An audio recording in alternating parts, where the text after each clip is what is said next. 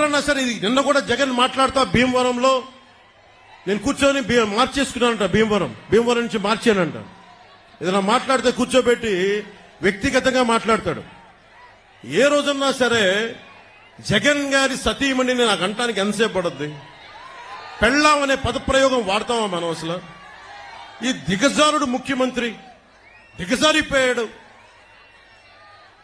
నేను నిన్నే చెప్పాను, పొద్దున్న ఇందాక చెప్పాను, ఇతని మీద ఎలక్షన్ కమిషన్ కంప్లైంట్ చేయండి, దిగజారిపోయేలా మాట్లాడుతున్నాడని. అది పెళ్ళాం అనే పదప్రయోగాన్ని మనం మాట్లాడతామా? అసలు ఆ స్థాయికి పబ్లిక్ డిబేట్ ముఖ్యమంత్రి అతను ఏంటో నాకు అర్థం కాదు. మీరు ఆలోచించండి ఒకసారి. అరే, సొంత చెల్లికే గౌరవం ఇవ్వనివాడు, సొంత చెల్లి వ్యక్తిగత జీవితాన్ని రోడ్ల మీద పెట్టేవాడు. దీన్ని మీరు ఆలోచించండి ఒకసారి. సొంత చెల్లిని కూడా దారుణంగా నిందించేవాడు, గోడకేసి కొట్టేవాడు. సునీత గారు వైరాలజిస్ట్, ఆవిడని కూడా ఇబ్బంది పెట్టేసేవాడు. చంద్రబాబు గారు ముఖ్యమంత్రిగా ఉన్నప్పుడు ఏ రోజున్నా సరే ఆయన నిజంగా జగన్ లాగా ఉంటే అసలు జగన్ తిరగలిగేవాడా? రోడ్ల మీద తిరగలిగేవాడా? ఆయన నిజంగా ఎంతో చాలా వరకు ప్రజాస్వామ్యాన్ని పరిరక్షించే వ్యక్తి. నేను కూడా ఆయనతో విభేదించాను. నన్నేమో ఆపలేదు ఎక్కడ, నాకే పోలీస్ ప్రొటెక్షన్ తగ్గించలేదే, నాకెక్కడ పర్మిషన్ డినై చేయలేదే. అందుకే నాకు ఆయనంటే గౌరవం. ప్రతి నాయకుడికి ఇంకోటి విభేదాలు ఉంటాయి పాలసీ పరంగా, అవి ప్రజలకు సంబంధించి తప్ప ఏ రోజు కూడా ఆయన కూర్చొని అప్రజాస్వామికంగా ఆయన ప్రవర్తించాల. జగన్ ఈ రోజు కూర్చొని మేము రోడ్ల మీదకి రావాలంటే అన్ని ఆంక్షలు పెడతాడు, అతనే కొట్టుకొని మా మీద నెపం పెడతాడు. ఇంకొకసారి జగన్ ని మీరు కేవలం వచ్చే ఎన్నికలు కాదు, రాజకీయాలను అతని పక్కన పెట్టకపోతే ఆంధ్రప్రదేశ్ కాదు దేశానికి కూడా ఇలాంటి నాయకులు చీడ పురుగులు. మీరు దయచేసి బలంగా పెట్టుకోండి.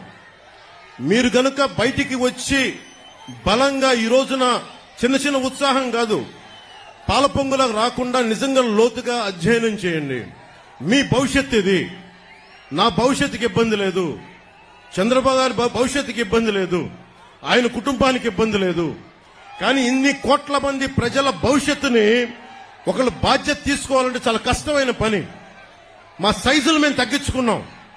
చంద్రబాబు గారు దాదాపు ఎన్డీఏ కన్వీనర్ గా ఉండి, జాతీయ స్థాయిలో ఎన్డీఏ కన్వీనర్ గా ఉండి ప్రభుత్వాలను నడిపి కేంద్ర ప్రభుత్వానికి కీలకమైన వ్యక్తిగా ఉండి ఈ రోజున తగ్గి ఆయనకి ఎమ్మెల్యేలు కుదించుకొని తగ్గించుకొని వచ్చారు. అలాగే నాకు కూడా ఓట్ పర్సంటేజ్ పెరిగి కూడా నేను తగ్గించుకున్నాం. మనకి బలమైన బందర్ను కూడా తెలుగుదేశం పార్టీకి వదిలేశాం ఈ రోజున కొల్లు రవీంద్ర గారిని గెలిపించడానికి. దీనికి కారణం ఏంటంటే ఓటు చీలకూడదు. ఎందుకు చీలకూడదు? మీ భవిష్యత్తు కోసం, మీకోసం పనిచేసే వాళ్ళు కావాలి, రైతాంగాని కోసం నిలబడగలిగే వాళ్ళు కావాలి, మత్స్యకారుల కోసం నిలబడగలిగే వాళ్ళు కావాలి, అలాగే కూర్చోబెట్టే యువతకు ఉపాధి అవకాశాల కోసం నిలబడగలిగే వాళ్ళు కావాలి. అసెంబ్లీ అంటే బూతులు తిట్టేవాళ్ళు, వ్యక్తిగత జీవితాన్ని నిందించేవాళ్ళు మీ భవిష్యత్తు కోసం ఎప్పుడు ఆలోచిస్తారు? నిజంగా చెప్తున్నాను, నేను మీకోసం మీరు ఊహించుకోండి. ఫస్ట్ టైం అసెంబ్లీలో 5 సంవత్సరాల తర్వాత డిబేట్స్ చాలా ఆరోగ్యవంతంగా ఉంటాయి.